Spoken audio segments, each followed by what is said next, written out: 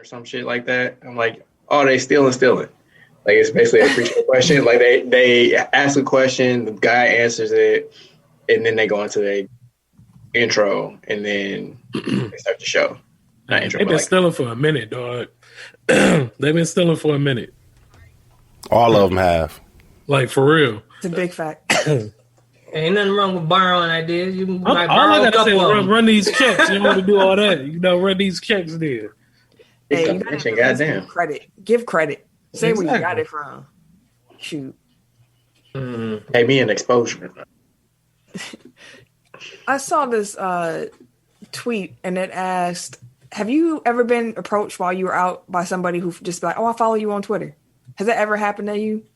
And if so, how do you respond in that situation? If not, how would you respond in that situation?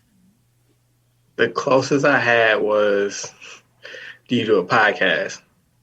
Like, yeah. So it was like a dude actually it happened twice. The first time it was a dude that worked security in my office building.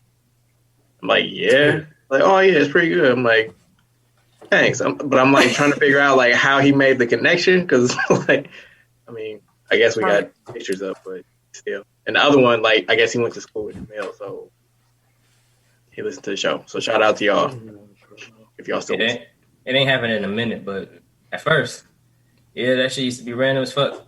Damn, I'm like, who the fuck? It used to be random as hell, but it was always funny and cool. So yeah, I was seeing people being like, they be like, I'm so sorry, like don't judge me for my tweets or stuff. I'm like, what do y'all be on Twitter? Like, if I get approached like that, I'm normally like, oh, on what? Like, that's what's up. What's your what's your handle? Don't judge me on my Twitter. Yeah, people like the tweets were like people were terrified and embarrassed. Like, if someone walked up to them and said like, I follow you on Twitter, they would be embarrassed. They just gonna see all the filth I like. That's about it. Likes they get you.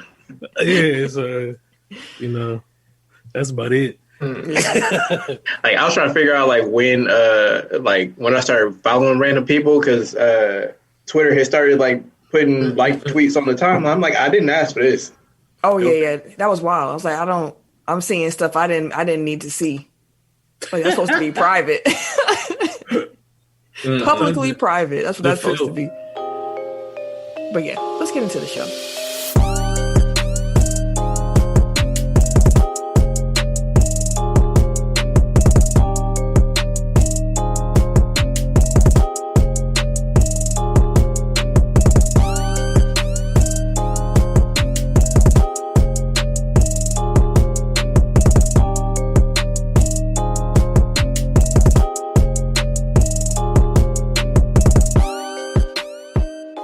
Welcome to episode 185 of Technical Foul, the sports podcast you never knew you needed. And it's your boy, TIMKINZ, the number 3, a.k.a. Ass Ketchum, a.k.a. Mr. Give It To Me. How are y'all this week? I'm the RJ. Only known as The RJ. And I'm Camille, point guard of the crew, the real-life Tifa Lockhart, the girl next door. Holding it down for all the women who love sports. And it's your boy, K. Harris, the gentleman. The gentleman. The everyday gentleman. 24/7. But better known as K. Diddy. Take that. So you can go ahead and follow us and the Jabron onto our social medias on Twitter and Instagram at Technical Foul. Mm-hmm. You also going over to our website, www.technicalfoul.com. Don't forget to put the K on that motherfucker. Damn right. Oh. My bad. I had to take a pause. Quick break. But I'm back. That's how I took a Anyway. quick break. We just started this thing tomorrow. I took a quick break. I had a water break. I ain't even drink no water yet. Sentence took a commercial break. To our show. Sorry about that. Could you rewind him? Start that from the top, sir. You can go ahead and follow us on our social medias at Technical Foul on Instagram and the Twitter. My nigga's struggling. www.technicalfoul.com. Don't forget to put the K on that motherfucker. Yeah, right. On Facebook, it's Technical File Podcast. That's our Facebook page. Technical File Pod Overtime is our Facebook group where you can join in with the listeners, fans, and the fam. Mm-hmm. We also have a YouTube page, Technical File Podcast. Don't forget to follow us. Tell them. Like and subscribe, please. Do it all. But, well, like I say every week, man, if you guys enjoy being a part of this amazing Tech File fam, share with everybody you know. Your mother, your father, your granny, your uncle, everybody, your baby mama, baby daddy, whoever, wherever you're listening right now. Go ahead and share, man. Take less than 30 seconds, and we don't grow without y'all, man. So let's let this family grow. Share. Yes, do it right now. Yeah, right now. You can even take a little screenshot, put that in your Insta story, tag us, something there like that. There you go. Be like, yo, there you go. Do that. Hey, the views and opinions expressed by Eric J in our YouTube video are his and his alone. Just want to throw that out there. But they have to look and see. Yeah, Jesus. Tech File Challenge this week. Stairs. I don't have one. Man, it was in the group chat, man. Jesus Christ, man. Oh, what? Come on, man. We set it up perfect for you. How we go? I have not. I have How not went we to the go? group chat. We give you the live. We tell you the live is coming. Oh, y'all. Oh, no, my bad. Hey. Thank God we ain't live, goddammit. Boy, I tell you what. Hey, Deuce for to do some wonders on this episode. Tim started it, bro. Tim started off fumbling like a motherfucker. I'm sorry.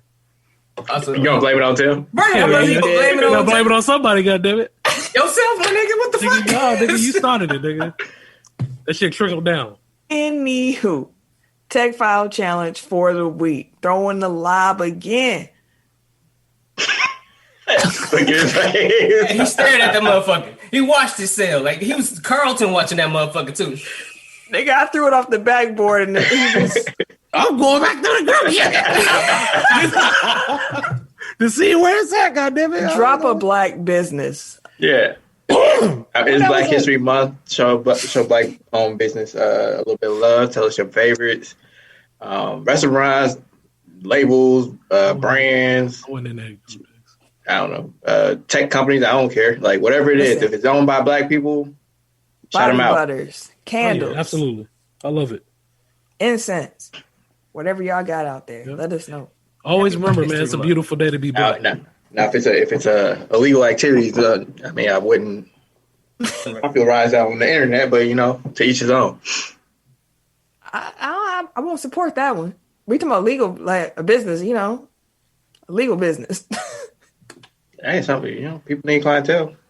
Hey, I ain't gonna be the one telling them. Hey, stop the hustle. Anyways, drop a black business for the Tech File Challenge this week. And we will retweet, boost whatever y'all put out. So please help us help you. For sure. Where we find podcasts, you can find us. That includes Apple Podcasts, Google Podcasts, Yes, sir. Stitcher, Indeed, SoundCloud. Don't start that shit. Indeed. Spotify, Amazon Music. Yeah, we did too. I'm working on it.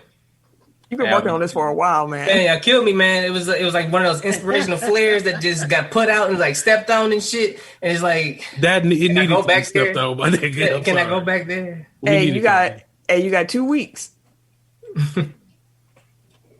Yeah, we'll see. iHeartRadio, Boom, boom. Himalaya, Like a player. Wooshka. Wooshka. And wherever you're listening to this episode right now, while there, make sure that you like, subscribe, rate, review, 5 stars or better. It helps us. 5. Do it all now. Them. We haven't had a new review all 2021. If you listen on Apple Podcasts, go ahead and drop us a review. Kick off the new year right. Let's get some new reviews. Let's get some fresh blood. Head to the Facebook page. You can review us there too. Drop a review for 2021. Let's shout out the top listening cities and our international listeners before we get into the topics and the sport facts of the week. So, top listening cities. Number 1, we got Milwaukee, Wisconsin, the hometown. Hey, y'all was number one with a bullet this week. Y'all was That's what's listening up. heavy. Keep Appreciate it going. y'all. Appreciate Keep it going. y'all. And I mean number one, but it was a superb show on Milwaukee. Number two, They wanted to commiserate with us. probably. Number two, New Orleans, Louisiana. New Orleans, what's Nah, going what's on? good? What's up, What it do? Nolans? They know y'all. The strong number two, too. Y'all showed out this past week. That's what's Appreciate up. y'all. First thing out of quarantine, I'm down there. On what though? Oh, that's your first trip? Whatever that is. Yeah, I want to start my seeing my teams in the away stadium tour. Like that's kicking off. That's a dope one. Planning vacations around. Yeah, I'm not sure I still want to be in big crowds yet, though. So Oh yeah, that's why it's not happening no time soon. But that's on the bucket list. Number 3, Fort Lauderdale, Florida. Fort Lauderdale, what's going on? Number 4, we got St. Louis, Missouri. The Lou, what's going on? Welcome back. You can find May in St. Louis. Number 5, we got Crowley, Texas. Crowley, what's going on, y'all? Number 6, we got Bolingbrook, Illinois. Okay, Brook. Oh, no. Number 7, we got Wauwatosa, Wisconsin. Tulsa, what's going Oh, on? baby. Number 8, we got Tampa, Florida. Tampa, what's going on? What's going on? I know why you're here. I know why you're here. Yeah, they had to hear what we had to say last week. Understood. Number 9, we got Appleton, Wisconsin. Appleton, Hello, what's neighbor. going on? And number 10, we got Spring, Texas. Spring, Texas. Welcome back. International listeners, we had some listens from 2 different countries. Belgium. Welcome Oh. back. Eric's like, what is this about? And Austria. Austria, hey, Okay. how you doing? That's a new one. Come on Welcome. back now. Appreciate that. Yeah, y'all come on back. Sport fact of the week before we get into the topics.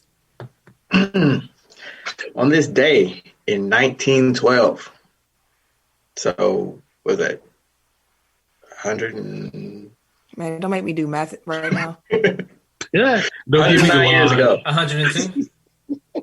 Oh, 109. Yeah, you're right. 109. Don't give me the line. Anyway, we're also a great start, guys. The Collegiate Rules Committee makes sweeping changes in an attempt to inject more offense into college football. The playing field is reduced from 110 yards to 100. The point value for a touchdown increases from 5 to 6. The number of downs needed to gain 10 yards increases from 3 to 4. Passes can be caught in the end zone for the first time, and the forward pass is allowed from anywhere on the field. Previously, a pass could not be caught more than 20 yards beyond the line of scrimmage. Football used to be trash when I started modernizing the rule. You couldn't throw it in the end zone. 20 yards? The fuck was they That shit is trash. Man, Hey. pass game. Hey, that's why they only had leather helmets. They need protective shit. Shoot, they needed more because they was really hitting. They couldn't really. But they can build up speed. Like you Yeah. were basically Oh, all that's playing in the same area. They That call sound like high more- was running to each other. That sound like more hand collisions Throw that to me. motherfucker dog. Ain't no technique. Oh no, people used to die, fam. Like they almost stopped playing football because like too many players were dying on the field. Mm-hmm. Damn. Shit, wow. That's a wild sport fact. Now just kill you 30 years from now. Oh, Jesus. Let's get into the topics of the week. The big game, Super Bowl 55. That's going to take place this Sunday, 5:30 p.m. Sunday. If you live in the Central Time Zone, of course. They're going to be in Tampa, Raymond James Stadium. Tampa Bay Buccaneers are going to be the first team to play a Super Bowl in their home stadium when they go up against the Kansas City Chiefs. Yeah. Now, this game has a spread of about 3 points. Chiefs favored. Okay. there's no real overwhelming favorite in this game. And just to remind y'all, when they met in week 12, Kansas City won by 3. That's the game where Kansas City came out real hot and Tampa Bay looked shook, but then Tom came back and looked all magical in the second half and then made it a game again. Doing what he do. Right. So, first thing, do y'all agree with the points spread? Are y'all expecting a close game? I definitely am. I'm expecting a close game. Well, you know what? Yeah. Because in these big games, for some reason, the Chiefs like to make them magical, and they like to make them just like high strung, high stress, and even though if it's high octane offense and shit like that, like a lot of these Chiefs games when the lights are on and it's the primetime games, these are some really good games they put on. So yeah, I could go with it's going to be a close game because of the fact that it's going to be damn near one of the top defenses versus the top offense. I'm looking at Eric. It's going back and forth. He can make the faces all he want to. Big faces. Right, he's been turning his face. Like, I didn't know his nose could get any higher. Like, but honestly, when it comes down to like some of the top games of the last decade, the Chiefs have been up there. They've been putting on the show and shit. And regardless of if it's the defense or the offense, it's gonna be a show. Mm-hmm. So Eric, I was making that face because I don't remember the Super Bowl last year being all that close. No, last year's Super Bowl ended up being a game. And when the you know what? I don't remember Super Bowl. Did I watch Super Bowl last year? It was the Chiefs and Niners, right? Mm-hmm. I don't think I watched it because I was salty about the Packers. It was 31-20, so I guess it wasn't that uncompetitive, but it also wasn't that close. Mm-hmm. Also, didn't they just bust the Bills' ass last week by a lot? I mean, that's the Bills, though. Yeah. I know. I'm just saying. He said like in big games, like they like to make it close. I'm like, not really. But anyway, no, I think Chiefs gonna bust their ass. Because it's all about momentum, and I feel like the Chiefs have been playing way better in the playoffs than Tampa Bay has. If you Tampa Bay is the hottest team in the NFL. Yeah, they haven't lost a game since. I'm not saying like when they've lost or won. I'm saying like how they've been playing. Like Tampa Bay has been squeaking past, whereas Kansas City has kind of been like handling folks. I hear you, but since the playoffs started, they won 7 straight, and all of them in road games. Like if we talking momentum, Tampa Bay has hella momentum.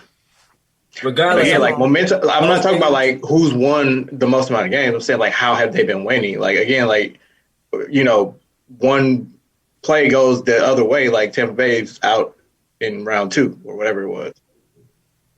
Like if Drew Brees could throw a football, like it would have been over. Like it's not like they were just a lot of ifs and they still got a lot of W's.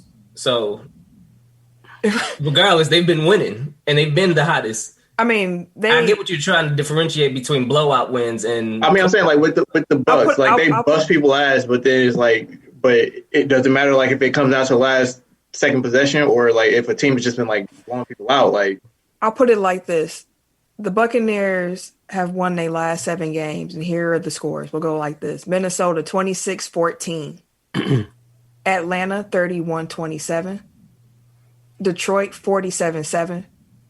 Atlanta 44-27, Washington 31-23, New Orleans 30-20, and then Green Bay 31-26. They put up 30 points a game, damn near. Yeah. God damn. A lot of them games against like Atlanta and Detroit though. Like you keep making excuses. And they like they've been like you say excuses. Like I'm trying to make it. I'm saying like it. They haven't had the comp or it's been close. Like. That's all I'm saying. Like, it's not an excuse. I'm saying, like, I'm looking at the resume. Like, yeah, they won the game. It's great. They're getting close wins and blowouts, whereas Kansas City just getting blowouts. So who you think is going to have more? Who's going to be better trained for the situation of these close games? The team with the most momentum, who's been eating. I'm saying the team that's been blown out ain't going to make it a close game. Wait. Tim, are you picking the Buccaneers to win? Damn, I'm going to go with Tampa Town. Because you were getting passionate, so I had to make sure that's where you are. I never fuck with Tom, but I know you don't. But I think I'm gonna go Buck. You know how I feel about defense too.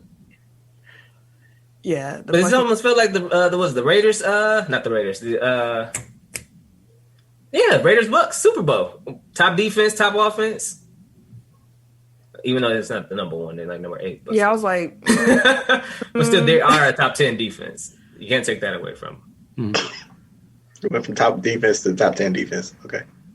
I did say they were 8 earlier too, but if you look at Kansas City now, they've been squeaking out some wins. But I guess you could look at the level of comp. So I'm gonna just let's see. We did how many weeks with them? 7. So we'll do the last 7 with Kansas City. Let's see. Did they go undefeated? No, they lost 1 game. Okay, so they beat the Dolphins 33-27. Wait, didn't that game they lost? That was a game that like Mahomes and all them sat, wasn't it? Week 17. Yes, that's why I was trying to see if they were undefeated, but 33-27 over the Dolphins.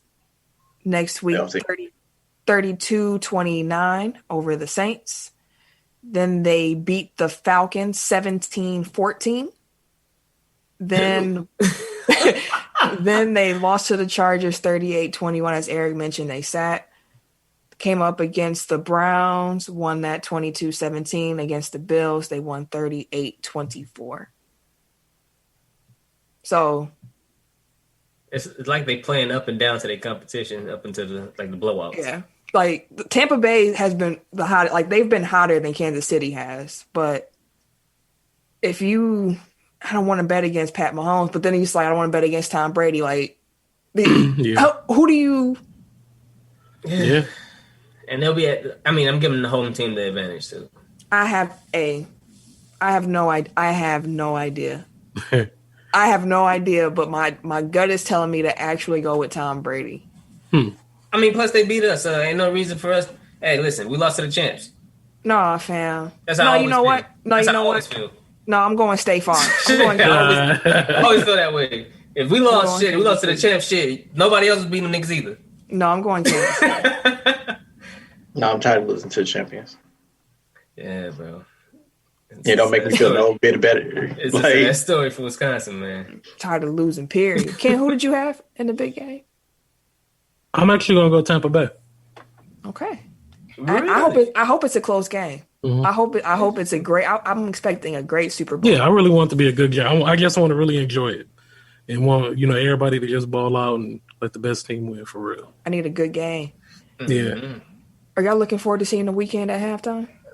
Bro, this motherfucker's everywhere. He in the WWE. He over here in the Super Bowl. He got his song in fucking WrestleMania now. It was what was it earlier? It was like pay-per-view a couple pay-per-views ago. His song was on there.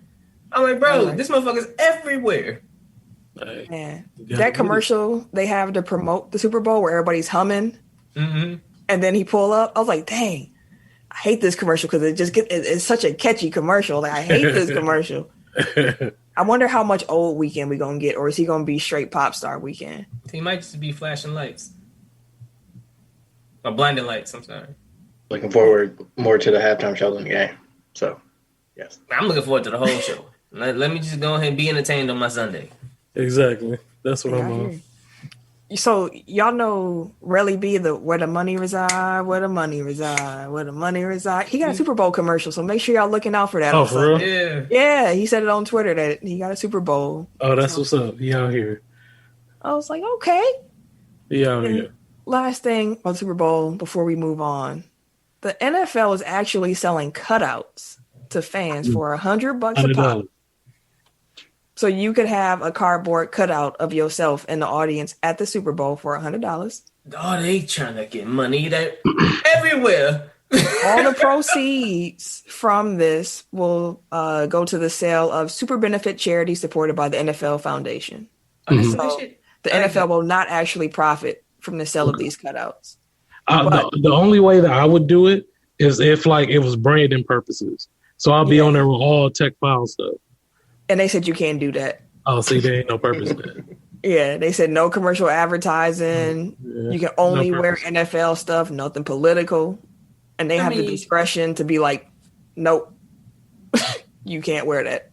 And get my money back. They didn't say anything about that. Hell no. They didn't talk about no refund. That's probably a political statement. Yeah. But no, maybe a nice donation. Yeah, I wish I could have me with tech file stuff on in the audience. Like, Yeah, that'd be tight. that would be. Last week, we went over some quarterbacks that could be on the move, going over how likely we thought that might be. And then we actually had a quarterback on the move. 2 of them. 2 of them. Yeah. So, Detroit pulled the trigger, traded Matthew Stafford to the Los Angeles Rams for two future first-round picks, a third, and Jared Goff. So, the first blockbuster NFL trade of the year. Matthew Stafford in L.A. Are the Rams the favorites in the NFC West right now? Man. Going into next season. You got the Cardinals, you got the Seahawks, you got the Rams, you got the 49ers. What a stacked division. And that's why I love football, because divisions matter. Like, this means something. And the Niners coming back healthy, too. Like, a healthy Niners team is monsters. Like, absolute monsters. They got killed at their skill positions. Man, and they had half a team all year and still was fighting. I am sorry. I need to rewind. I'm taking back what I said about Kansas City. I'm going Tampa Bay because I forgot that they had some injuries on the offensive line. I'm going Tampa Bay. My fault. I was thinking about it, just popped in my head. I need to put that on the record. I'm going Tampa Bay. I'm going Tampa Bay. But yeah, NFC West. Stacked. Yeah, I'm gonna take the Rams out the West. I'll take the Rams. Because I think he got weapons already. Like, Cooper Kupp's still there. Robert Woods still there. Higbee's still there. Henderson is still there. They still got they got to get a line. That was one of the issues last year. They got to get a better line. But Stafford could fling that motherfucker. And you going to count out Russ? I was like, man, no, I'm not going to count out Russ. I'm not going to count out Russ. But Russ ain't got the number 1 defense in the league either. Shoot, they got a great defense when they healthy. Exactly. They don't have the number 1 defense. Hey, you say Aaron Donald chasing his ass, they ain't got the number 1 line. I ain't trying to hear nothing about Russ. He was running for that man, was running for his life every day. They were injured. They always injured in Seattle. They ain't lying for some reason. Hey, I don't know what to tell you about that. Exactly. Aaron Donald ain't got no counter on the offensive line of any team in that West. No, I ain't trying to hear that. They got the number 1 defense, and they still got Jalen Ramsey on the outside. Like, they got a heavy pass rush, run stopper, and they got a lockdown corner. They had the number 1 defense on top of having Stafford now, who upgrades that offense to an actual passing attack. Like, they can light your ass up in there now because they got Stafford. Big arm. He can still play. I mean, sorry for Goff, but arm. I mean, Goff is a what kind of quarterback do I want to call him? Interesting. He's average. Yeah. He's average. He's a good pass action. You know. If you have a great running back, then you'll be good. Garrett, yeah, he'll be fine. But when we saw when he didn't have that running game and it was on him, you don't want that. No side. You don't want that. Well, look like Detroit gonna be some easy dubs. Hey, they downgraded that quarterback. That's all gravy for us. Kenny Galladay's free agent too. Listen, that's good news for us, for the Packers and for the Bears. You know what I'm saying? That's one less good quarterback to play. Man, but that's prosper, Matt. Yeah, it's gonna be good over there for Stafford and the Rams. It's gonna be It's gonna be a nice team over there. Yeah, it's gonna be fun to watch. Yeah. Good luck to Goff though in Detroit. It's good. It's a rebuild. So and welcome. Welcome. Our defenses are looking forward to getting to know you, sir. Welcome. It's going to be a buffet. They're like, okay. There's a reason why Stafford wanted to get the fuck up out of there. He's circling that like stat game. Let's go. And the Vikings defense too. Like, come on, man. Too many hits. Come on, man. But yeah, Deshaun Watson, he actually officially put in his trade request. He said, I want to be out of here. He changed his social media profiles and everything to say athlete. There is no mention of those Texans anywhere. Hey. And the Texans, Braz came out and was like, we ain't trading him. He's not going anywhere. It's not happening. He's not going anywhere. Pretty much, because they stood on it like, nah. Like, fuck what he talking about. Nah, we just signed this man. We gave him all that money. They had multiple people stand on it like, no. We not. He went in there like, read my lips. We ain't trading. We ain't trading. Stop calling, motherfuckers. Yeah. So that makes me wonder. I wonder what Deshaun's counter to that is going to be. Mm-hmm. Will he actually sit out? You think he actually sit, though? Will he be Le'Veon at the quarterback position? He going to sit out? That'd be a huge statement, though. That's game-changing, too, low-key. You under contract. Yeah. You under contract. They paying you all these millions. All of these millions. Yeah. Like, that is true. I understand that they are a shitty organization, but they literally just paid you all of these millions. Yeah. Then they probably, I mean, like, if he's willing to light all that on fire at this point, like, you got to imagine, like, certain promises were made that weren't kept. Yeah. Because, I mean, if he just signed, that means that he was on board after the DeAndre trade. Like, he was on board with them bringing back Bill O'Brien. Like, I got to imagine. I don't know. Like, I don't have any inside information, obviously. But like, you would imagine that means that there was some type of breach of trust. Like, on top of, you know, telling him that he would have input on the hiring of the GM. Like, people don't go from 0 to 100 in, well, I guess in his case, 2 to 10 in a single season if other stuff wasn't happening. So, like, I get it. Like, yeah, he signed his contract. I mean, we all know NFL contracts that kind of wrote on, you know, wrote in dirt. But, like, they kind of hold you to it when you're a player, even though, you know, teams do everything they can to get out of this situation when they can. See golf comma Jared. But yeah, so I've said all along, I don't think they're going to trade him. Like, so it really does come down to is either they get bowled over by like a monster offer, or he has to sit. Man, if he or has to be willing to sit, I should say. He will lose some money. Yeah, he can get fined a little bit over $95,000 for missing minicamp, and then he can get fined 50 stacks a day for each day of training camp he missed. Plus 1 week salary on top of that, which is about $620,000 for each preseason game that he misses. Well, good thing they gave him that signing bonus. He can afford it.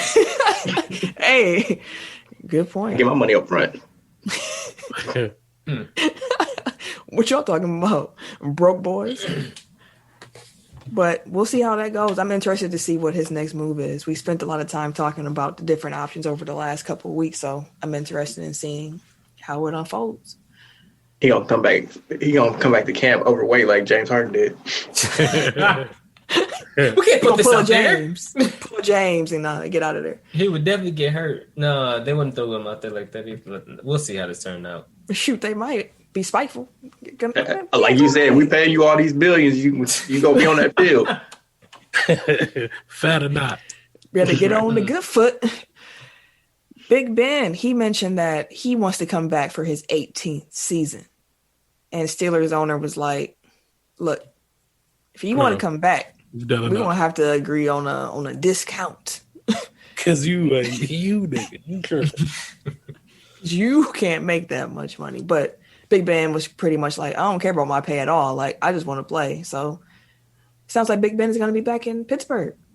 I think he got like $40+ million on their salary for this man this year. Like, you can come back only if you give us some room to sign somebody else. Well, I don't care about the money. You sure? They're like, perfect. It was a shit. I mean, we'll pay you nothing. If you good. Hey, that's like, don't say words don't mean, sir. Right. Like his agent somewhere pissed. Like, man, PR.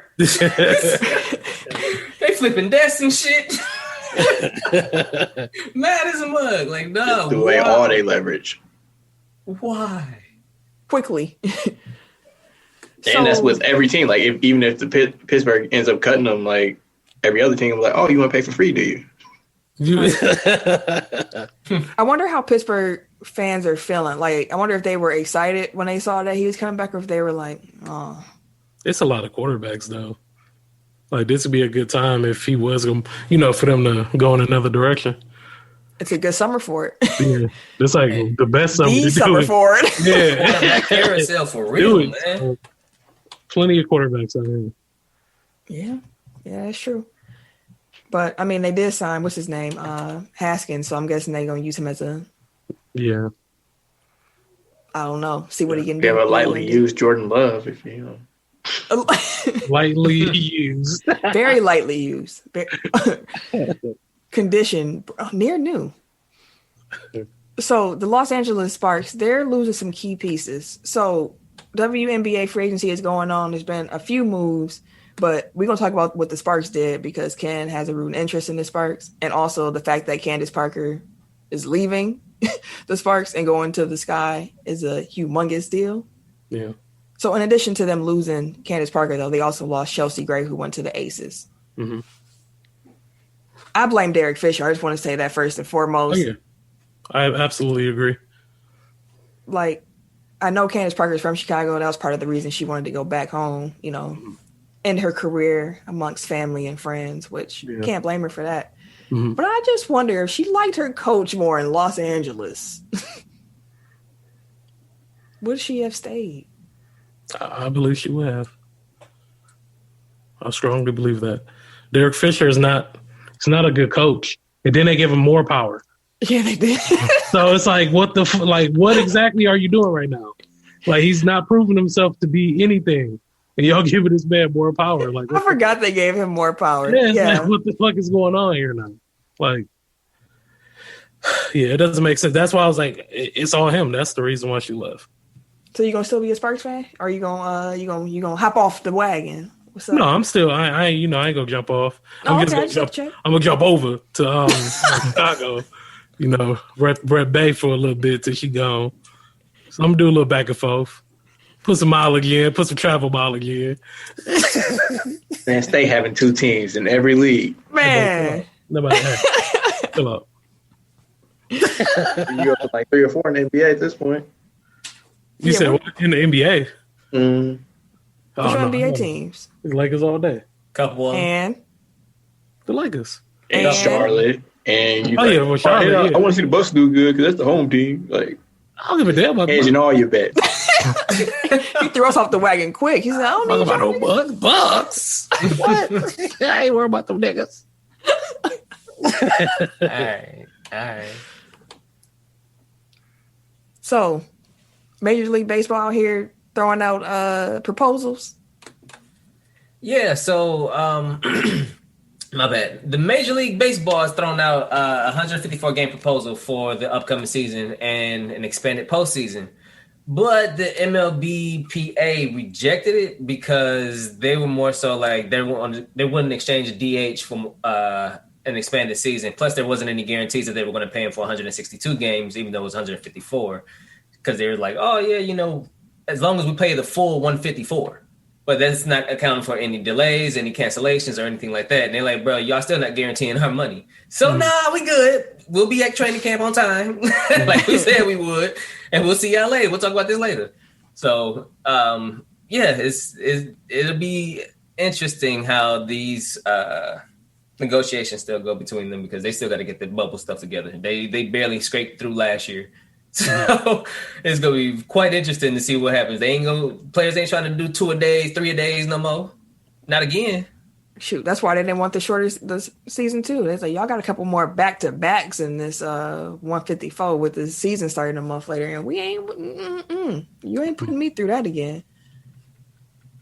But yeah, so baseball will go on as baseball does with the league and the player union, not in lockstep with one another, but just doing what they need to do to make some money.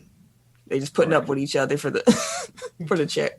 All right, we go agree to disagree. All right, have a good one. Right. But on a different note, we want to pay our respects to John Chaney, the longtime Temple coach and a Hall of Famer who passed away this past week. He was at Temple for 24 years. They had 23 winning seasons of that 24. 17 tournament appearances, and 5 Elite Eights. That's crazy. Been garbage ever since. Yeah. Yeah. And even more than that, like on what he was able to do as a coach, like from everything I've read about him and seen about him and the feedback, he was just a great man. And one thing about getting older and the past year and a half we've been on here just in life, like the mark you leave on the people who knew you and knew of you is the greatest like sign of what you did during your time here. Like, there's no better compliment than somebody saying like you have all these accomplishments and yet and still you are a better person than anything that you ever accomplished. That is the ultimate compliment. And that's one that Coach Chaney had. So definitely want to pay respects to him. For sure. And with that being said, we're going to come back up. We're going to go to the radio. I didn't even type it into the note what the radio was. But, Ken, would you tell the people what the radio segment is in case they're new here? Indeed. This is the radio portion of our show. This is where we play a song that is sport adjacent. It's either written, composed, produced, created by someone in the sports realm. Timmer's our DJ. DJ, give it to me. Give it to me. And this is our backstage production meeting. Yes.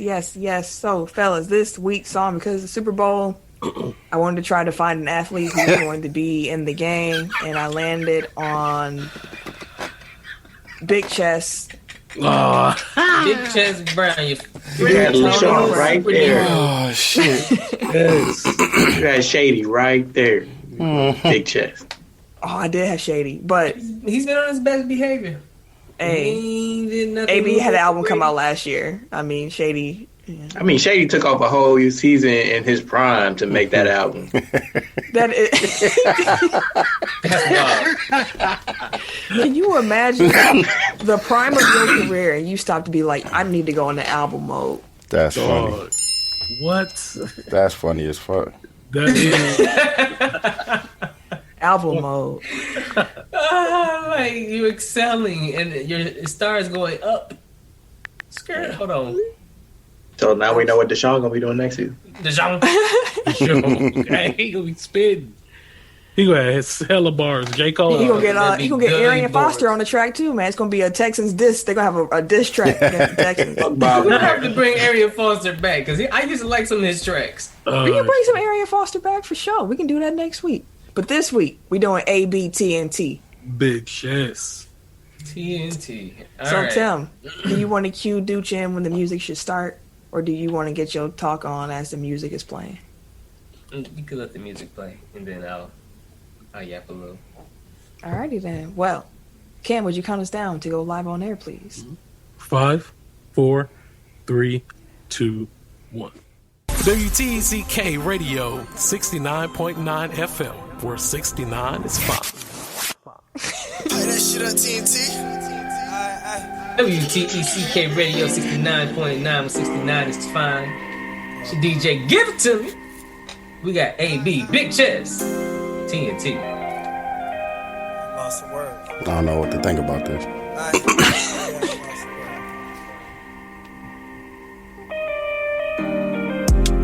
Guess playing ball now may have the sense. When I used to survive, they pay had the sense. Riding in that bent, now you got me bent. Guess I got some sense, now I got some sense. Gliding in my current, yeah, I keep them staring. Guess the way the world, man, is really. I was just gonna say like that. Going hard for change just to keep a name. Boy, you do anything that makes me change. People getting likes and clicks on IG. Bought a new ad like a ID. It's 10 million when they pay me. Hit me for that tax shit low like a CD. I be going deep like AB. Get a little corner route and hit the city. But before you know I'm in the end zone doing my little dance. That's all you know. That's his rap style. Realistic. Guess playing ball now may have the sense. When I used to survive, this ain't that bad. Yeah, it's not. It's private. I see. Guess I got some sense. I got some sense. Guess the way the world, man, is real apparent. Better not be bad. Going hard for change just to keep a name. Boy, you'll do anything to make some change. Beat me down and I still give. Say I'm showing love when they still kill. Yeah, I'm riding strong, yeah, that kill bill.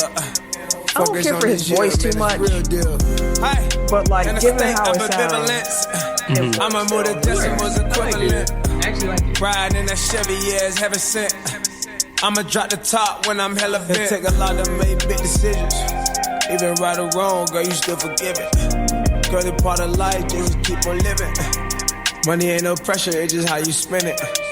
I ain't got no cap, baby, ain't no limit. Riding in the monster and this thing's tinted. They ain't give me hope, they ain't get no reason. Please don't be complaining cause you ain't got no reason. Okay, big chest. Guess playing ball now might have sense. When I ain't survive, they may I have don't lie, sense. man. Riding that bend, now you got me bent. Guess I got some sense, now I got some sense. Gliding, I'm a current, yeah, I can't stand. Guess the way the world, man, is real apparent. Going hard for change just to keep a name. Boy, you'll do anything to make some change. what his juke moves. No, that was smooth. I give it a thumbs up. I do too. I can't support nothing that man do. Yeah, at least he being true to himself. Yeah. But 4 out of 5. That's pretty good. 4 out of 5. There was a Twitter post from @HoopMixOnly. You see how we credit where we get stuff from? Stating that the 4 most influential basketball players of the last 30 years are Michael Jordan, Kobe Bryant, LeBron James, and Steph Curry. I dropped this in our Facebook group and it got crazy interaction, so I wanted to bring it to the podcast. Do y'all agree? 4 most influential basketball players of the last 30. So that's going back to 91. Jordan, Kobe, LeBron, Steph. I'll give you Jordan, LeBron, Steph. That's everybody, man.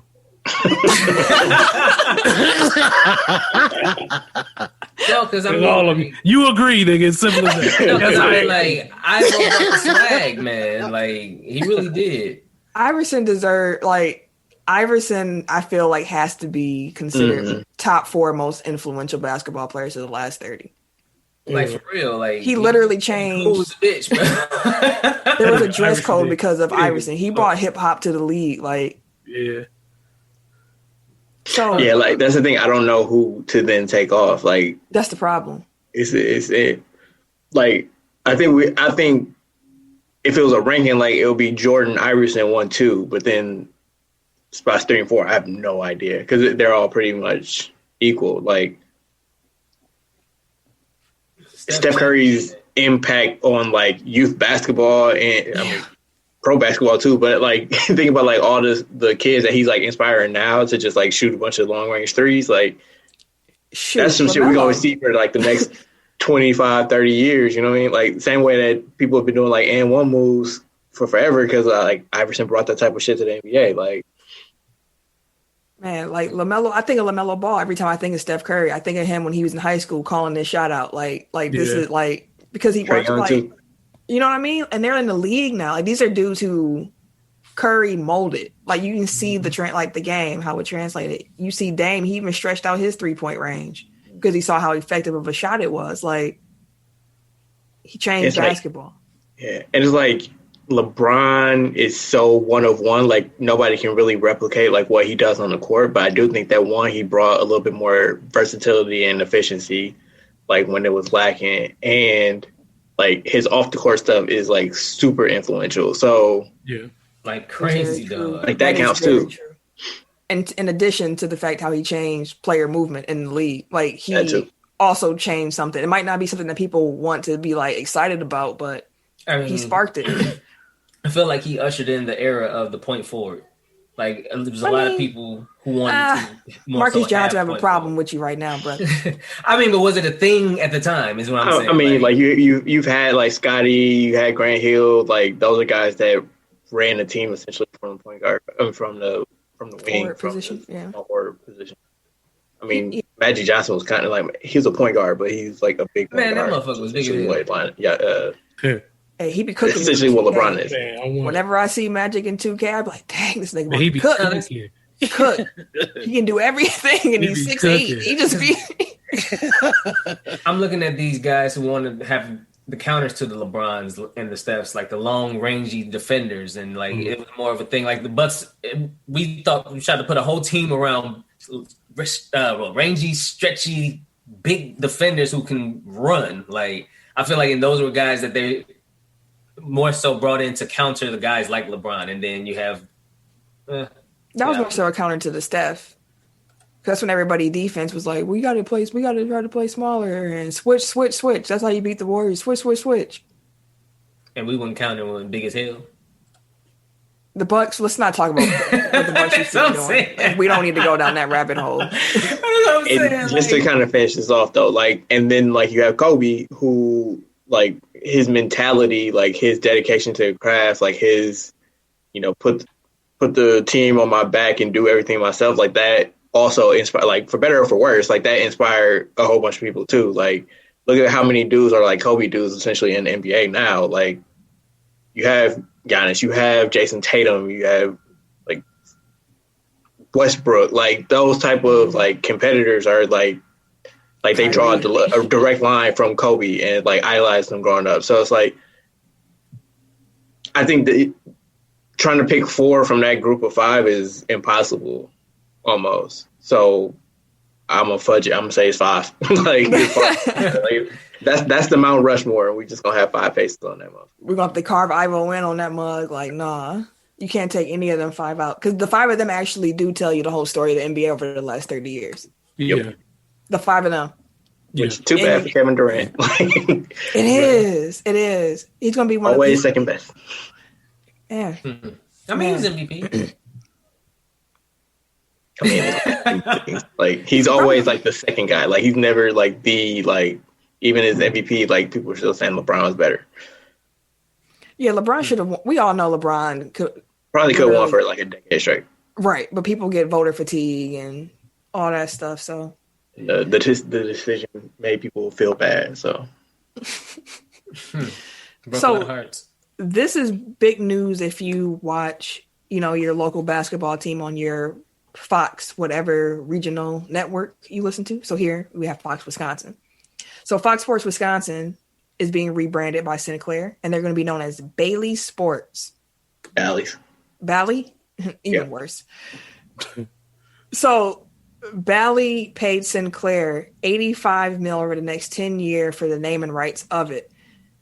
What is being rumored is happening. I just want to say it because if you are a cord cutter, you might have been finding it difficult to watch your home basketball team play because Fox Sports Wisconsin, for example, is only on, I think, AT&T TV at this moment if you're a cord cutter. So that sucks because everybody used to have it and it just kept dropping and dropping and dropping. So what they think is about to happen is that Sinclair is going to launch its own subscription network service. So another one added to the bunch with your ESPN Pluses and your Netflix and your Prime and your Peacock and your Disney and whatever else that you have. There is going to probably be another one coming with regional sport network. So, and Sinclair is a garbage company, by the way. So fuck them. But we got to do business with them. And it kind of sucks because like Disney was trying to buy up the regional sports networks when they bought something from Fox. I think like Fox Movies division. Something they bought from Fox like a little while ago ahead of like the Disney Plus launch. But for antitrust laws, like they weren't allowed to buy up the regional sports. I think mainly because they already own ESPN, so it's like they would have had too much of the sports market. But it's like if they could have picked up like the regional sports networks and put that shit on ESPN Plus, like I wouldn't need any other subscription service. Like that would have been sad. Yeah. But again, like then if that's the case, like if there's too many people like me, then they can consolidate that and then jack the price up, and then you don't have any type of competition. So like I get it, but it also like would have been mad convenient. So keep your eyes out for what happens next with that. And we're going to go to what I'm calling the petty report. Okay? The petty report. We had some pettiness happening in the NBA, and we are going to cover it for you. First things first. Let's talk about some old beef that resurfaced. Aaron Gordon and Kyle Lowry. You know, in case you forgot, which I did forget. I was like, wait, they had beef in the bubble when Kyle injured Aaron. And Aaron was pretty upset about that move. Understandably. Yep. And he was talking that talk. And Kyle Lowry was like, yo, nigga, this my room number. It's been beef ever since then. On site. Pretty much. And when they played this season, it continued from the bubble to the fanless audiences. Well, in some places. There was a possession where it looked like Kyle Lowry like going for his knee. It looked real dirty. It didn't look like a basketball play. It just seemed like he was trying to injure him in some way, some shape, some fashion, some form. Mm-hmm. On the way back down, Aaron Gordon picked up a flagrant because when Kyle was running, he just pretty much just checked him. He just... But it's waiting to that motherfucker. Yep. Yeah, I mean, that was... Yeah, he...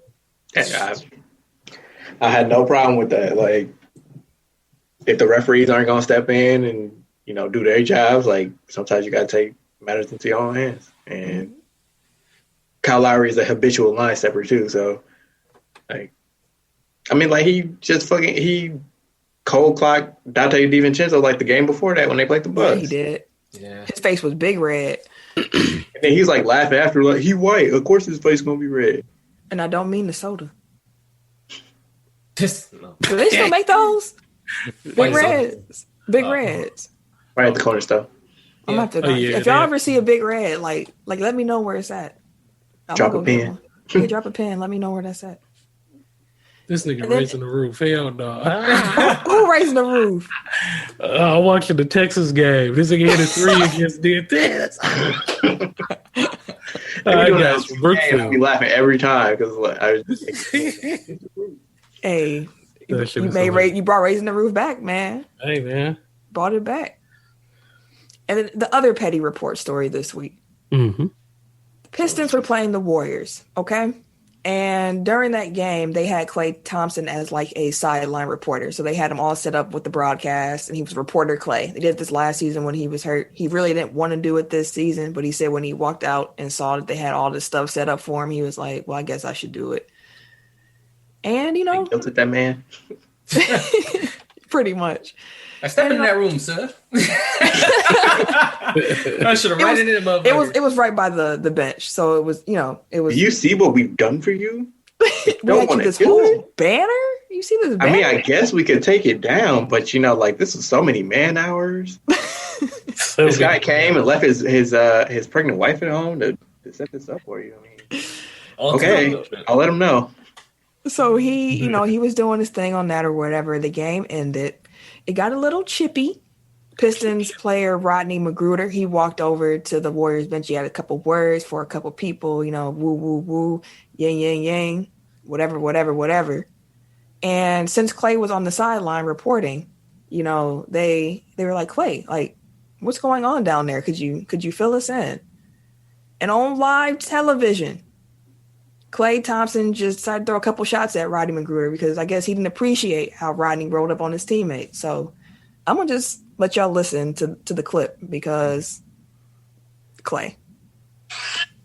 Everything seems to be okay there. Oh, my God. Klay's figuring out what's going on over there, Klay. Rodney Magruder. Oh, no, this dude might be out the league soon. He's probably mad about that. Who knows? Wow. Shots fired. He's over here checking my guy. You good? Everybody seems to be okay, and everybody's going to their respective locker rooms there. But yeah, I don't know.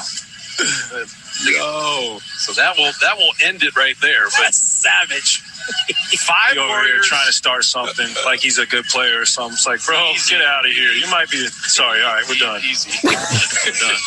Easy. Take it easy. Take it easy, guy. Just take it easy. Take it easy. So, of course, this story picked up some steam. Well, did you get the Draymond part? No, what Draymond do? Draymond was even more vicious in the post-game press conference. But apparently he was taking up for Wayne Ellington. When the fuck Rodney McGruder become the tough guy of the team? Like, I don't know, man. Everybody in the league tough these days. It's crazy. I've seen a lot of tough guys this year. I don't understand it. And don't nobody do anything. So, like, if you really wanted to do something, you could have done it. Walk over there talking shit like he's a team tough guy. Get the hell out of here. Fucking tough guy, Rodney.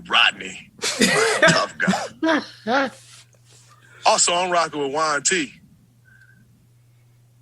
That's his team. Juan T was about to bring that town business shit out on him. What kind of press conference is this, man? Hey, he loses him up. Also, I think it was something that Juan said in the first or second quarter to Wayne Ellington.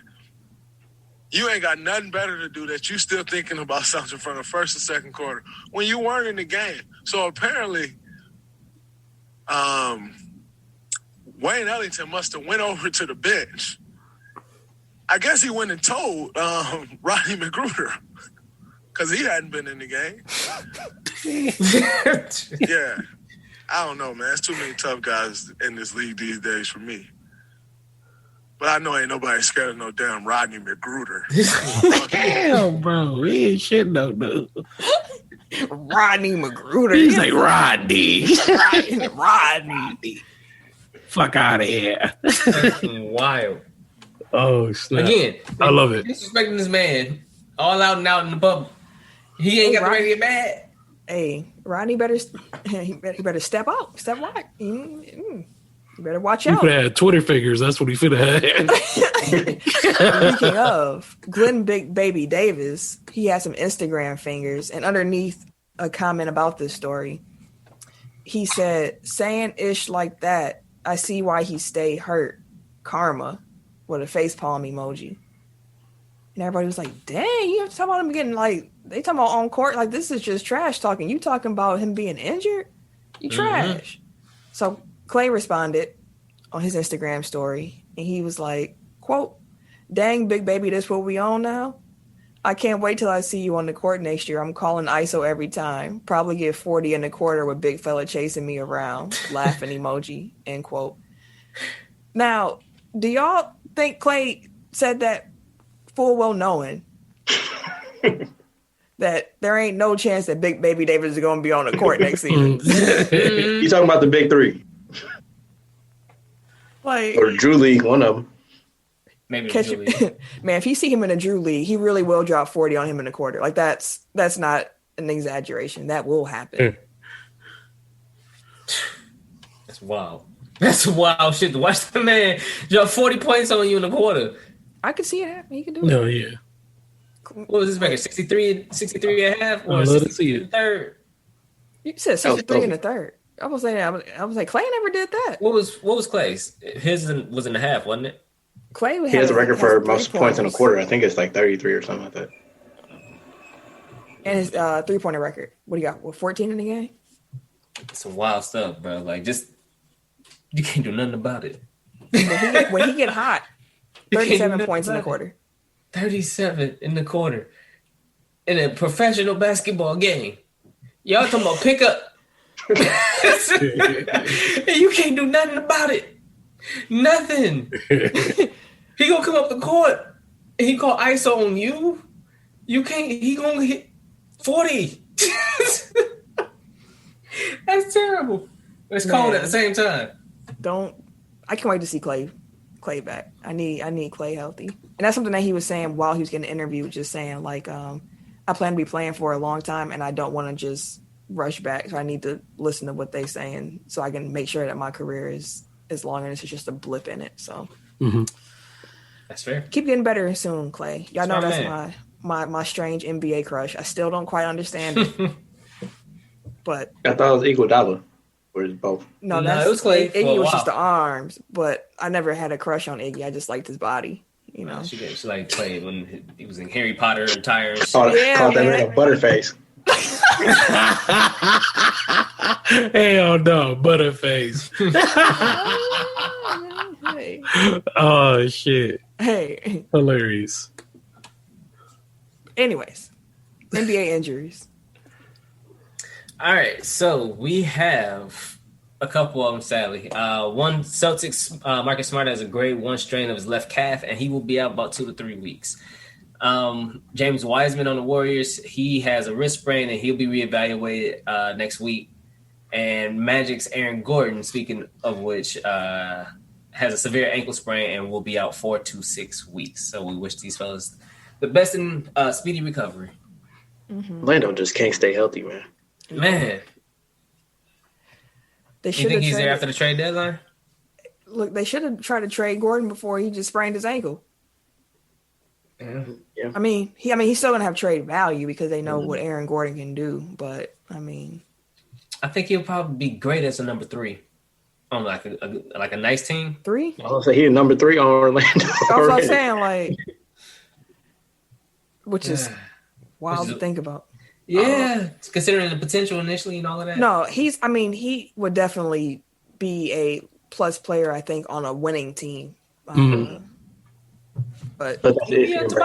Tobias Harris. Has been the issue in Orlando too. It's like he wants to do things that they feel like is outside of his lane, Willis. essentially. Like he wants to be like he always fascinates himself more as like a Paul George than Draymond Green. It's like you embrace the Draymond Green of it all. Like you will be like the Michael Jordan of Draymond Greens, but Michael Jordan of Draymond Greens. Greens. Wow.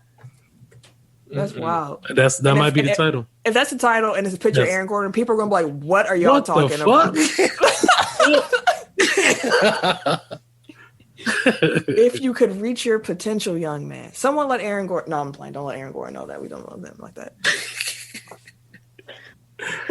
yeah, I just feel like I think that if Isaac hadn't gotten hurt in the bubble, like I think this would have been the year they blow it up and just move forward with the young guys. But he did, so then they chose to run it back, and now we see what they're in. So, And here we are. but moving on to transactions, in the NFL, the Houston Texans have a new coach. Is former Ravens assistant head coach / pass game coordinator / wide receiver. That man had 50 million jobs. His name is David Culley. He says that he took the Houston Texans head coaching job knowing that Deshaun Watson would be back as quarterback. So again, I don't know what they're gonna do. Yeah, this is gonna be Man, interesting. just think about how that would feel though. If like you took a job just because you were like, oh, I got Deshaun, hell yeah, I can work some magic. And then all of a sudden he get traded or he sit out. You be like, man, what the fuck? I mean, they're probably more likely to break a promise to somebody they already have than somebody who they just got. Yeah. So whatever Deshaun and That's whatever deal deep. that they may have in place, they'll probably break it with Deshaun first before they. Say that I mean, one more especially 'cause time. he got that. Say that one more time. I might have to put that in my diary. Say that one more time. They're more likely to break a promise to somebody they already have before than somebody they hadn't or that they just got. Like That's Hey, that was the going deep section with Tim Kenzie. hey, that was but it's like something to think on. like you gotta like who do you break a promise to then? Like if you promised this man that you hired him as your head coach that he was gonna be here, but then you gave Deshaun these promises, you're not gonna tell that man I'm gonna break your promise right away. Do you? Unless you know what? You're the Texans. You probably will. Never mind. I'll take that back. Houston will do that shit immediately. And I mean, like he knows the news. Like it's not like he's coming in from like I don't know, 1994 with no technology. right? Like Why would that man say that? Maybe that's the company stance right now. Exactly. That's the company line at this point. Like he can't be surprised if he show up to training camp and Deshaun ain't there. He's like, so we don't have a quarterback. Like He could definitely hit him with a Bernard. But no. I came out in public, told these people, y'all promised me this man gonna be here. Hey, but like you said, the Texans are going to Texans. So but Cully is the only black coach to be hired this time around. I think I saw that he was also like the first black quarterback at Vanderbilt back in the 70s. So Well, congratulations, sir. It should be an interesting job. Good luck, because that was the worst job on the market. In local news, Packers defense coordinator Mike Pettin did not have his contract renewed, so the Packers will be getting a new defense coordinator in 2021. Jesus. Yeah, we'll see. It's gonna be I really want Jim Leonard from Wisconsin. He's the Wisconsin defensive coordinator, but he used to play safety. But no, he kind of has a little bit of Pettin's system. Not necessarily. He took like the good parts of it. Wisconsin defense has been ranked in the top in the country since he's taken over. But do you want him because he's a good coach or because he had? No, he's a good coach. I mean, he's been one of the best defensive coordinators or defensive minds in college football with the Badgers defense. So it's not like he doesn't have a resume to back it up. Mm-hmm. And if you want to go with the young, trendy coaches, he's one of them that's out there. So, I mean, that's my own personal opinion. That's just me. But I'm glad that we got somebody new coming in, which is fresh face. Let's see what they can work with. Knowing that you have Jair on the outside, it should make life a lot easier. Hopefully they draft a playmaker on that side of the ball, too. Which level are you aiming for? Or don't matter? Ooh. Give him a running buddy? Or do we get a linebacker? I think I'm going to go linebacker. I like what is it, Summers? Ty Summers? No, not Ty Summers. I can't think of his name right now. Dang, that's trash. Barnes. Oh, I like what Barnes has been putting out so far, but well, I mean, like that's assuming that they stick with the 3-4 because if they hire a 4-3 defense coordinator, like you might have to junk a whole bunch of people. Mm-hmm. That is very true. You got Clark there. You just gave him all that money. He is one of the best interior linemen, so maybe a 4-3 would work out for him. But then what do you do with Preston Smith? I think Preston a free agent this offseason, I believe. Is he? I think so. And I mean, like, what's his name? Rashawn Gary. Right? Mm-hmm. Yeah, like he was a 4-3 DN in college. Like they've been teaching him to play linebacker. So and he started emerging this season. Mm-hmm. So we'll see. But it's always messed up. Like if you become a first round pick based off of like playing a certain way, and then you get drafted into a system that's completely different. It's like y'all not really optimizing me though. Like, yeah, I'm a 4-3 in. Yeah, I just remember when the Packers switched to a 3-4 the first time. Like, who's the white dude? Aaron Campman. There you go, Aaron Campman. Mm-hmm. Like that man had no position. He was pissed. He was in no man's land. Sent them to Jacksonville. He still ended up getting. But before that, he was getting 20 sacks, 18 sacks. Like Aaron Campman was putting up numbers, dog. I forgot all about Aaron Campman. Him and KGB was wrecking havoc.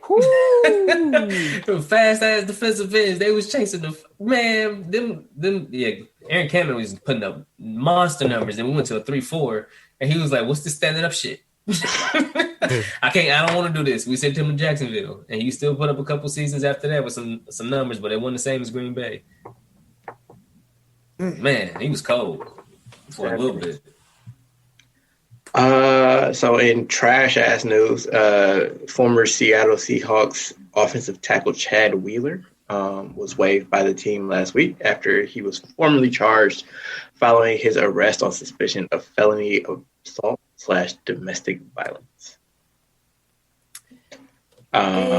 Trash, and we probably should have said trigger warning. I'm not sure how deep into the story we're going to go, but I do want to just issue that out there. If domestic violence, yeah, like if you want to see, like, go look it up. Like it's very trash. Easy to buy. Yeah, very trash. Especially when you think you killed somebody, and then when you see that you didn't, you go, "Oh, you ain't died? Like you still alive?" That's a wild statement to make. But you thought you killed somebody and you went to go have a smoothie. Like what the fuck? Wow. If he's convicted, huh?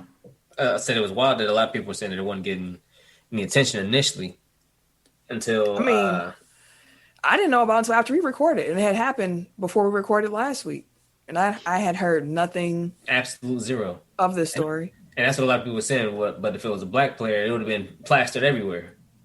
You already know. I mean, it's a backup offensive tackle. Like, I don't know how sometimes it takes time for stuff to kind of gather steam. So I'm not giving him I'm not giving them the benefit of the doubt. I'm just saying I don't know how quickly, I don't even know who the Packers' backup offensive tackle is. I don't know how quickly they have a black one, how quickly that news will get picked up either. I think it happened Sunday, and by Tuesday, Wednesday, it kind of made its way to the National. So, But anyway, if he's convicted, Wheeler could be sentenced up to 8 to 12 years, which doesn't seem remotely enough, but that's what it is. Wow, shit. He also entered in a not guilty plea. Of course he did. And in the NBA, Iman Shumpert is back. He signed a non-guaranteed deal with the Brooklyn Nets. He spent time with the Nets last season. Apparently, he made an impact on the defensive end and is now returning. Thanks for finding anybody with a hair defense. Man, can you still move left to right? All right, come on. I saw a crazy stat. I think it was from Sunday. But since the Harden trade, the Nets have the number one ranked offensive rating in NBA history. Yep. And they also have the absolute worst defensive rating in NBA history. If you extrapolate it over an entire season. So that gives you an idea of how they're playing right now. You got 140 plus. You just go be in the shootout. You damn sure know. Nets come to town. You got to put it at least 140. At least. It was. They're gonna give you 130 off top. So right, they'll hand you 130. Point. You got to find 2 minutes at the end of the game to fight these motherfuckers. That's all you got, because they'll give you the game. But at the end, for some reason, you got 2 minutes. They have almost a 120 defensive rating, 119.9 defensive rating. Is this the offensive rating? What is their offensive rating? 122.6. I thought it was 120 as well. So you better come with your best offense. They have your shooting shoes on, right? And pick who getting buckets that night. That way y'all can just go ahead, because I figured that was going to be the case when the Bucks played. Cause I was watching and I was like, okay, this is just a shootout. This is just because the Bucks defense was still doing. They didn't know what they was doing exactly. Still dropping. And then the Nets, the dropping ain't the problem. It's the overhelping that's the bigger problem. But they looked a lot better. That's not about the Bucks. But I forgot my point. The point is the Nets, historic offense, trash defense. Listen, you got a shot against them if you get hot. We saw Cleveland beat them twice back to back. No, they got Shumpert now. He bringing the defense. It's all on Shump. To tie something up from before. Sorry, real quick, Tim. Lowry did get assessed flagrant one on review from that from the knee initial hit on what's his name on Aaron Gordon. Okay. Yep. So retroactively, they got him. Real quick baseball news. Nolan Arenado. He is Gold Glove winner, All-Star for the Colorado Rockies. He is being traded to, of course, the St. Louis Cardinals, because they just they just pick him up. For some reason, they just can't not have a cold motherfucker on their squad. But that's shout out to the organization. That's a great organization for them to do something like that. But Rockies fans were mad. For who? Rockies fans. They were like, we gave up. We traded who? I saw a whole thread on Twitter where they were canceling. They gave up money to get off of his contract. $50 million. Oh yeah. That's a lot of money. That's why they're waiting for the trade to be official, because they gotta go through that money. I think it got announced yesterday. Did it as official? Uh-huh. Okay, cool. Well, anyways, that was a lot of money for them to be paying off for just give cash to another team as a part of a trade. They did get Austin Gomber, Luke Baker, and John Torres back as well, but St. Louis got a cold third. Well, I believe he's third baseman. But Yeah, it's nice squad again, of course, in St. Louis. So we'll see what happens with the rest of the offseason. But I saw congratulations to them guys. The Brewers pretty much say, like, don't y'all expect us to spend no money because we ain't got that. They not. They don't. We lost half. Bro, we done lost so many players. We trained people away. We asked them for Josh. Hey, yeah, we listen to Josh Hader as well. Like, come on, bro. You know what? We can't keep nobody. We're going to be back down here with this with 1 star. 1 star. Hater can go. Plus, they don't have like that gate receipt, so I get it. Like, can't really spend in a pandemic like that. Mm-hmm. I mean, that kills us, man. That really hurt us because I know our MVP ain't signed up for this. I hope you don't start screaming him on out, bro. Hey, listen, again, he signed that check thinking that we was 1 game away from the World Series. Next year, we was trying to get back in. He was like, hey, I'll come back with y'all, kick it with y'all, because we're going to compete every year. Look at us now. What we doing now? What we doing? Looking like Milwaukee. He ain't never been here before. He don't know. But now we're looking like Milwaukee again. We was trash forever. Hey, man, we had a run with Braun. We had a nice run a long time ago. I said they were good.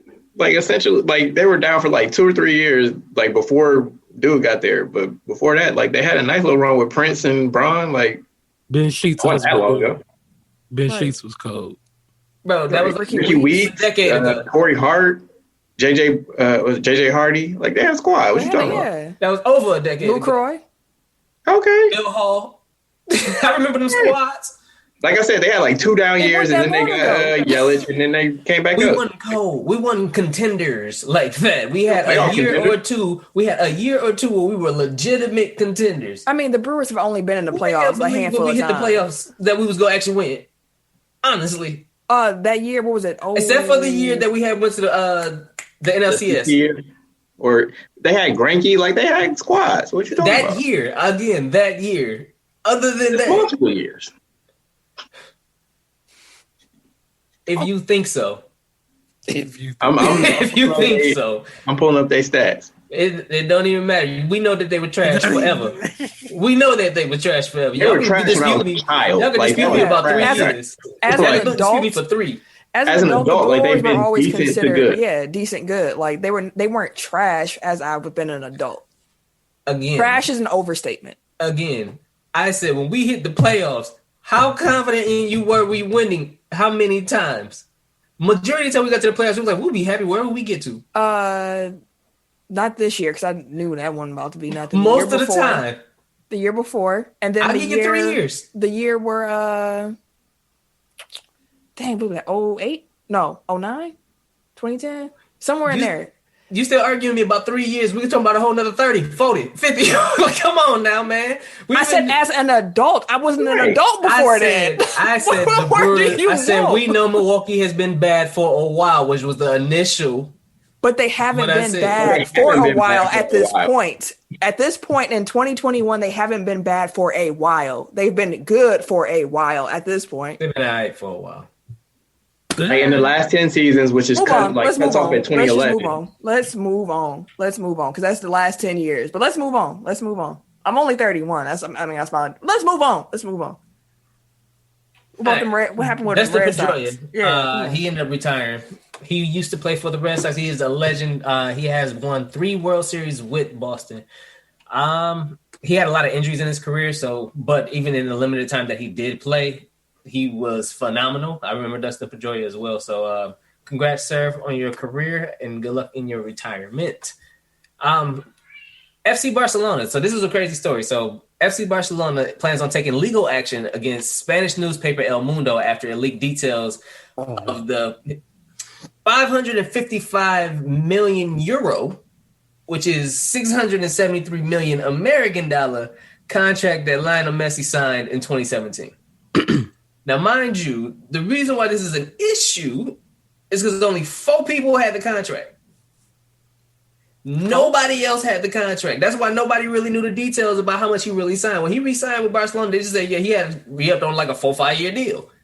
Whatever the case may be. Nobody had details really on the money aspect. If he signed a $555 million euro, He has signed the biggest contract in sports history. Easily. So, yeah, if only 4 people have it. 4 people had that. There are Messi, Barcelona, La Liga, because you got to submit the paperwork, and the law firm that used by the Argentina International. So the firm that he used to help him with the contract. That's it. So somebody of them 4 leaked this shit. So Messi suing and La Liga suing. They're like, nah, bro, we ain't have shit to do with it. Like, is there it ain't got a nothing to do with us. particular reason why they don't want people to know how much? I mean, Barcelona having financial issues. And they signed this man to a $673 or $555 million Euro contract. They're like, bro, where's this money coming from? So, yeah, no, they didn't want nobody to know. Plus, he probably didn't want nobody to know. I don't know, but I mean, I signed for $500 million. I don't want nobody to know either. That's a lot. $500 million. That's a lot of money, dude. Dog. Jesus Christ. That's a lot of money. To spend that on one player though too. And that's over what, 5 years? Yeah, it's been 5 years. Yeah, he signed it in 2017. So it's going. I mean, it was a 5-year deal worth 550 million euro. Yeah, that's bro. crazy, dude. yeah, but we'll see what's going on. I think you get it. Hey man, gotta get it in. Yeah, I'll come back with the All right. terms, but Yeah. Well, Floyd Mayweather and Logan Paul's exhibition boxing match that was supposed to happen this month is actually postponed. Both sides are working to reschedule the fight as soon as possible. Are y'all looking forward to that at all? No, I was not going to pay for that. it depends. If they can actually get a build for it and build it up, I actually said I would watch it. I was like, really? Check it out. Yeah, I mean, wait for we here now. The timeline.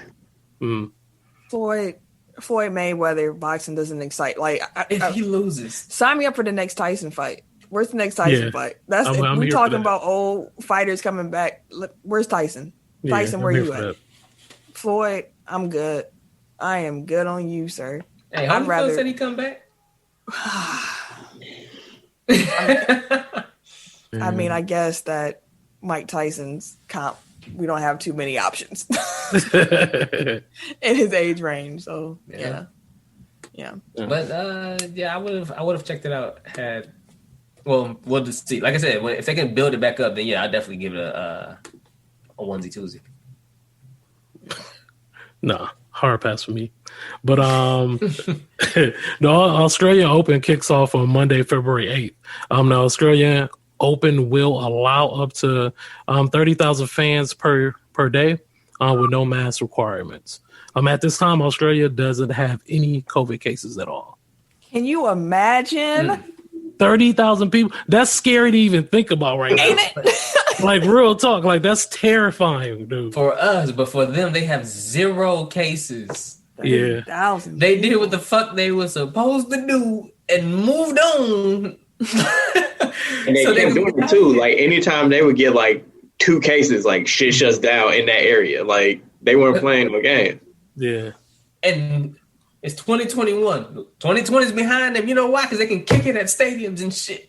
Man. 30,000 people. 30,000. Man, 30,000. No mask. Now, wait. I'm going to reserve all of this because after this event is over, then we'll talk. Because if the shit kick off, I didn't mean none of that shit. I think I saw that like the tennis players are like complaining about having to go through like quarantine because they make you sit in your hotel room for like 2 weeks, I think. They did before they let you free in Australia. Like why we to make sure that your ass don't have shit. That's a long ass time. Like, check yourself. Purposes too. Check yourself before you regulate. Ain't no in and out in Australia. Not in the least bit. But shout out to Trae Young after making history as the fastest player to reach 400 3-pointers made. Steph Curry, kid. Like, shout out, brother. Out here. Product of the system. I would say he a Kobe kid too. I mean, Yeah, Kobe, but I'm saying like his play style. Yeah, It's he not a definitely- Kobe. It's not a Kobe No, play it's not style. It's Nah, he definitely be hooping like Curry. I wanna be like Wardell. Poor dude. I forgot to mention it earlier, so I'm gonna just do this real quick right now. The All-Star voting opened up for the NBA. hmm Who's your starting five in the East and the West? I got mine. You got 3 front court and you get 2 guards. Let's start with I think the East is easier, so let's start in the East. Okay, I got mine. On the spot. You said what? You gonna put me on the spot? Put you on the spot. Your starters. You go to NBA.com and you put in a ballot. Who's on your ballot for a starter? The starter spot. Giannis and B Durant. Oh yeah, I feel like that's a universal front court. And then with the Howard guard Sexton and to you start. said who? Who you Colin said? Sexton. Sexton. Oh, okay. He been cooking. He has been who? Yeah, he's been cooking. Jaylen Brown, I think. Yeah. Jaylen Brown will be on been my hooping. list. He been hooping. Jaylen Brown been hooping, man. But I'm gonna just do this because I know this is my other guard though would be James Harden. But wouldn't he still be with the West? I know. Hey, listen. I understand. I understand. He's on the East ballot right now. He's going to. He's Oh, he on the going East to be a ballot? starter. He's going to be a starter as an East guard. Harden, Brown, The beard. Giannis, KD, and Embiid. I think is the starting 5 for the East. Tim, Ken, any variations? Who got Zach LaVine starting? I gotta put Bradley in that bit. You gonna put Bradley starting? Brad Bill. Come on now, Bradley. The man averaging 35 points a game now. Like, come on, you can't. Yeah, because he only nigga. You can't not have him. He's leading the league in scoring. Y'all gonna have him on the bench? No, Who I else think scored, bro? I think he's an all-star, but I think he's on the bench. I don't think he starts. 35. I mean, he was leading the league in scoring last year. He didn't even make the game. So Yeah, That's some these wild are shit. facts. man. Because again, like if every game is like what we were talking about with Brooklyn, where it's like 130, like guaranteed, like yeah, somebody got to score points. Like Yeah. Don't be him. Ain't nobody within the arm's reach of him though. On his team, you talking about? no, in the period, league. like, I think Durant's like 5 points behind. 4 or 5. Yeah, I think he's That's a nice jump. No, it is. It is. I just wanted to make sure I knew what you were talking about. But yeah. Put off the bench for Bradley Beal in my book. Okay. All right. What about the West? I feel like the West is more difficult. Yeah. I'm gonna say this off top. I'm not putting Paul George in it. I don't give a fuck how well he's been balling. I will not say he's a starter. Fuck him. Even though he can be, but fuck him. I So, think Jokic, LeBron. Yep. yeah, I agree with that. Joker, Yep. bro. That motherfucker. Curry, Hooping. Steph, and Luka. Kawhi. Luka. Kawhi. Nah, Luka be a guard. He's in the guard slot. Yeah, the big plus, like, he ain't on my team. Like that was kind of trash.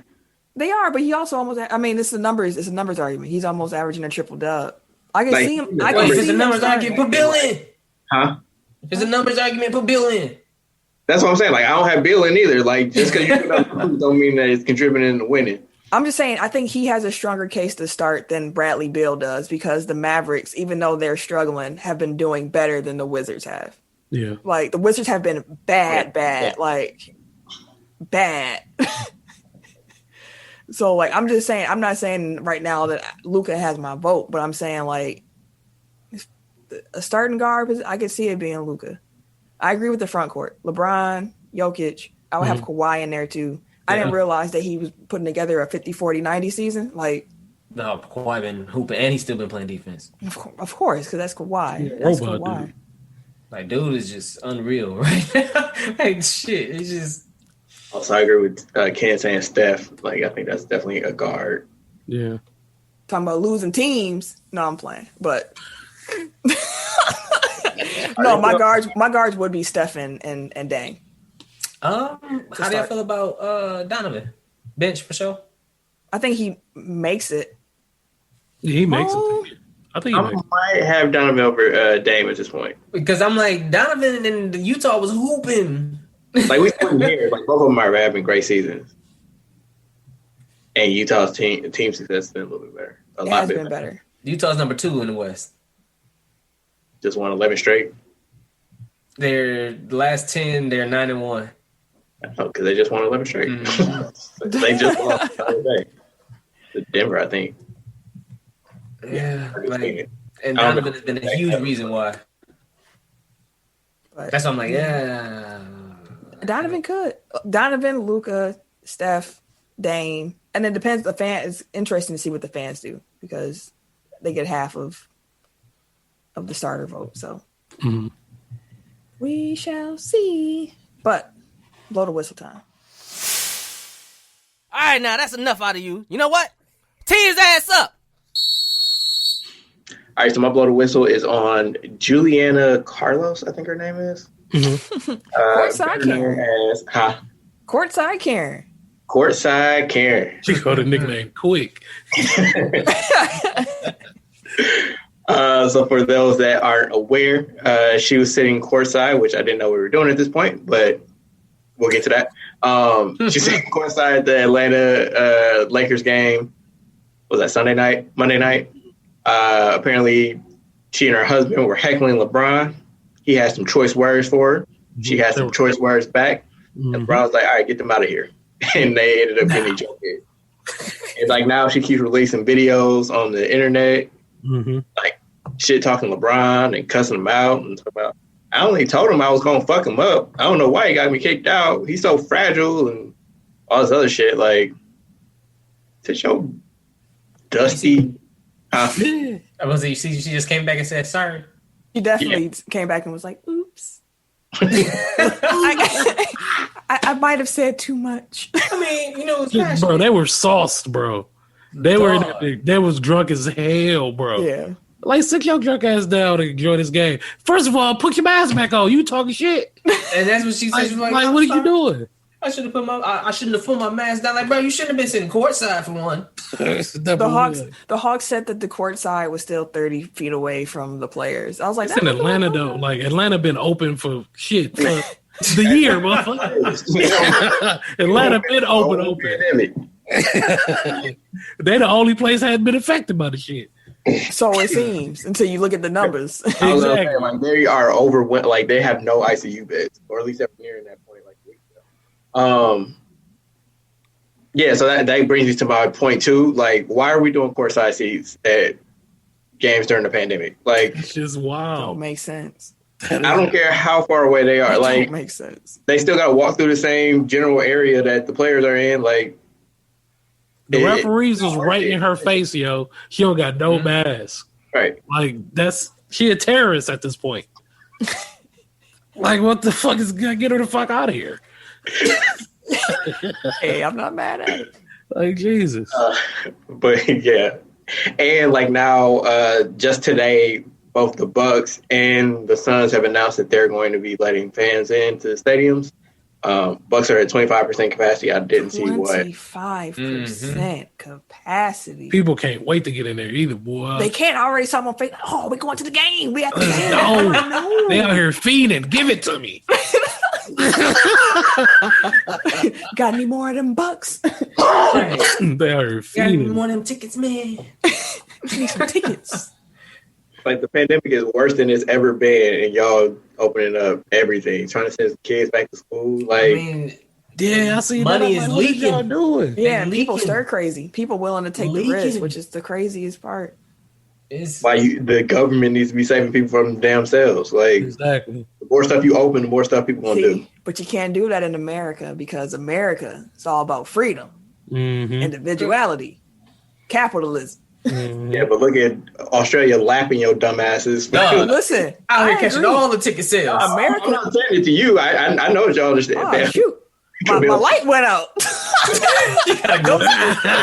Glasses floating behind there and shit. Camille, if you'd have seen what we just saw, you'd have took the fuck off running. I was scared already. Like, who is that? I was already scared. I'm not gonna lie. Hell no. We just gonna do this out in the dark. But yeah, let's not do that. And like the fact that this took place in Atlanta, where they've now announced that they're going to have All-Star Weekend. Uh-huh. And on top of the game, which we talked about last week, like now they're trying to do like skills competitions and 3 points and dunk contests and bullshit. Like, stop bringing extra people. Like, if you're trying to act like you're serious about COVID, like they're strengthening COVID protocols for players. Camille over there getting blinded. It's on the flash. She's like, ah! And then vampire. Yeah, last thing. Yeah, so like they're tightening COVID protocols for players. So like they can't go anywhere. They can't do anything on the court.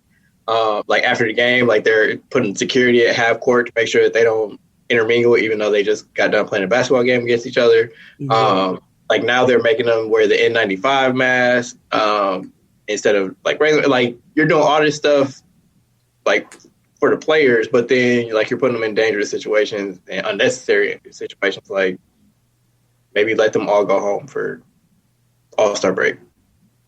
Maybe don't let courtside fans be sitting like 20, 30 feet away. Like, just make it through the season. But again, everybody leaking money. They got to get it.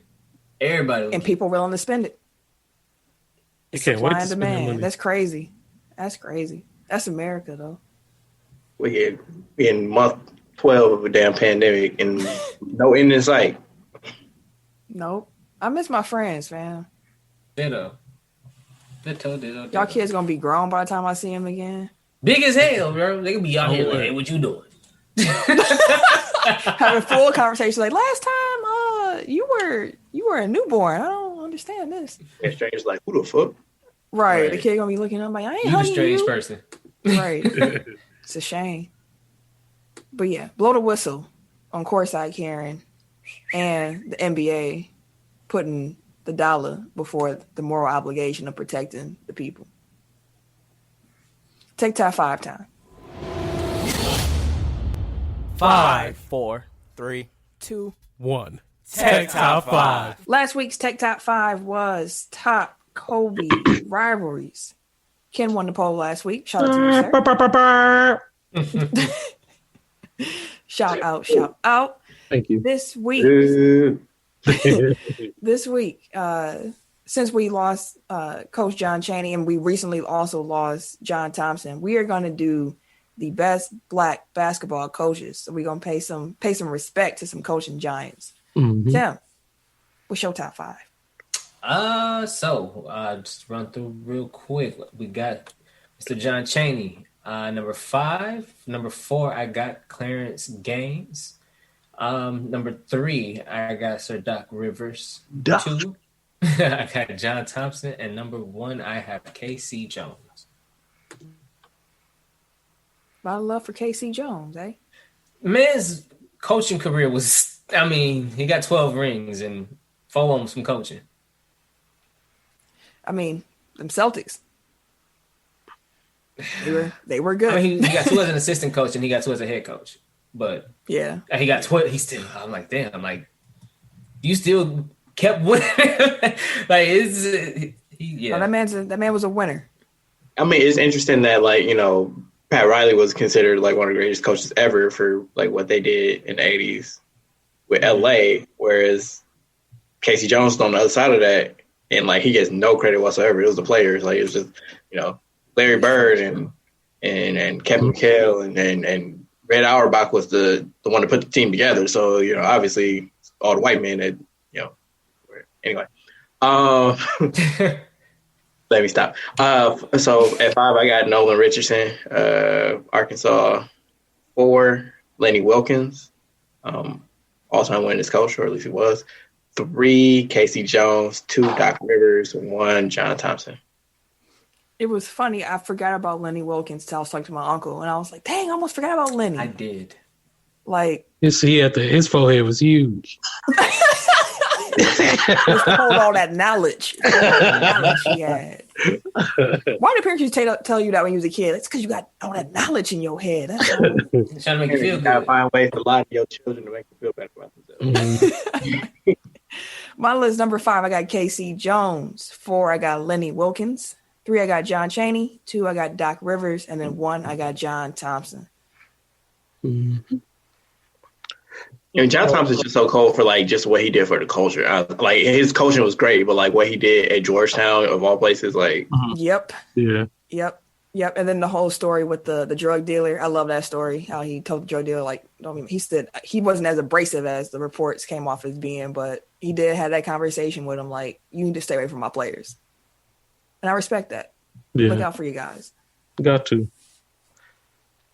So my list, top 5, Tubby Smith at 5. Tubby. 4, Doc Rivers.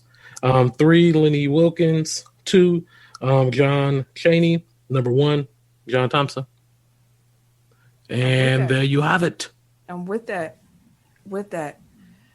that's top 5 for this week. Make sure that when you see that post go up, your vote goes up with it. So let us know who you think won that poll. Let us know who will be on your list as well. Mm-hmm. And that is the show for the week. We hope y'all enjoyed. As a reminder, like the show, share the show, rate and review the show. Just show some love for the show. We appreciate y'all. Drop your black-owned business. Black-owned businesses. Share them.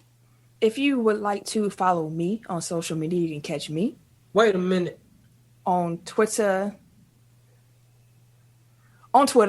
at Camille Monet, CamilleMonae, because your mom is fancy. Amen. Add Birchburner on Twitter. That's all you get. I damn right. Everyday_gentleman on Instagram, KHarris216 on Twitter and Snapchat. And it's your boy, TIMKINZ, the number 3, a.k.a. Ass Ketchum, a.k.a. Mr. Give It To Me. We'll see y'all next week. Ciao. Happy Black History Month. This has been a presentation of the Break Media.